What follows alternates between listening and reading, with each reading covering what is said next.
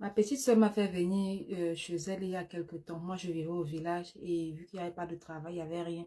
Je prenais soin de la maman, mais comme elle est décédée et que je n'avais plus rien à faire au village, je m'ennuyais. Elle a donc décidé que je vienne en ville, passer le temps avec elle et puis peut-être je peux trouver aussi un bon mari ou peut-être un peu un travail.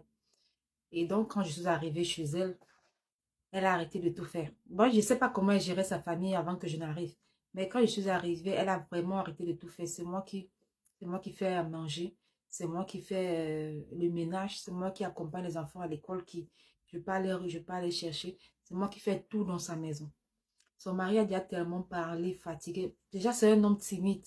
C'est le genre d'homme qui parle pas trop. Quand il a parlé une fois, si tu veux, tu continues, tu te regardes seulement. Donc, quand le gars parle, c'était qu'il crie, ah, faut me laisser en paix et tout et tout. Comment une jeune fille peut, avec les maris qui sont rares de nos jours, il y a les filles dehors qui sont en train de chercher les maris dehors là-bas partout. Comment est-ce qu'elle peut négliger son mari à ce point? Je lui ai parlé, j'ai parlé à ma petite soeur plusieurs fois, elle n'a pas écouté. Après, je me suis dit, peut-être il y a un homme qui lui tourne la tête. J'ai fouillé son téléphone. J'ai vu qu'effectivement, elle a un amant. Mais moi, je ne peux pas parler de ça à son mari. Je suis sa soeur. Son mari, maintenant, après un jour, il m'appelle, il me dit qu'il veut me parler, que même sexuellement, elle n'assure plus. Qu'elle ne veut même plus, peut faire en un mois, elle peut céder peut-être une fois. Et c'est le genre qu'après, il dit non, descends, descends, sans qu'il ne finisse. Non, descends, je ne veux plus. Voilà, des trucs comme ça là. Et c'est parce qu'elle est déjà amoureuse d'un autre, je me dis. Et donc, un jour, il a commencé, il est rentré du travail dans l'après-midi. Il était tellement énervé. Il faisait très chaud. Il a enlevé son t-shirt, il est entré. Bref, il est entré, il est sorti, il est entré, il sortait. Je lui ai dit, mais qu'est-ce qui ne va pas aller celui-ci? Après, il sort de la chambre tout en sueur et ton debout comme ça. Il avait encore sa culotte sur lui, mais il avait arrêté son truc comme ça, genre, il dit non, il ne peut plus supporter, il a tellement envie. Ça fait des semaines, sa femme ne lui donne plus. Il a tellement envie, il ne peut plus supporter. Je lui dis, mais tu arrêtes maintenant ta bite comme ça entre les mains. Tu me dis, tu peux plus supporter. Moi, de faire quoi?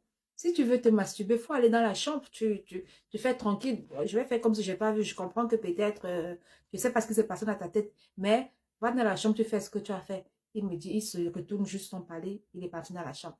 Après, je l'entends gémir, et puis, un peu comme s'il était en action, quoi.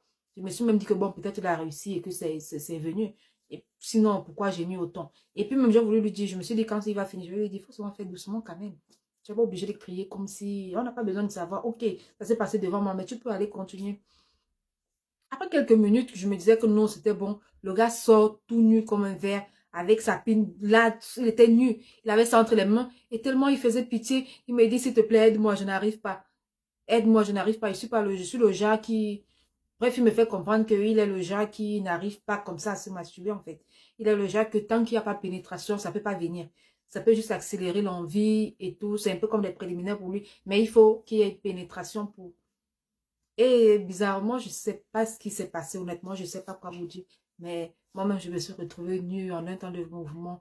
Et c'est comme ça qu'on a commis l'irréparable, on est passé à l'acte. Bah, je me suis dit après que peut-être j'avais développé des sentiments sans m'en rendre compte. Surtout quand il m'a dit, ouais, tu fais déjà tout dans la maison. C'est comme si tu étais la maîtresse de cette maison. Tu fais déjà tout ça, qui fait le ménage, la cuisine, tout. La dernière fois que ma femme m'a préparé, ça fait plusieurs mois, je ne sais même pas. Donc, pourquoi ne pas m'accorder cette dernière faveur? Donc, en fait, c'est la pitié, quoi. Par la pitié, je me suis dit, mais disais, non, aide-moi, aide-moi. Donc, finalement, j'ai fini par céder. Maintenant, je m'en veux, je ne sais pas comment faire pour dire la vérité à ma petite soeur. Je ne sais pas s'il faut avouer ou si je ne sais pas vraiment quoi faire, mais j'ai besoin d'avouer parce qu'il faut que je me libère de ça.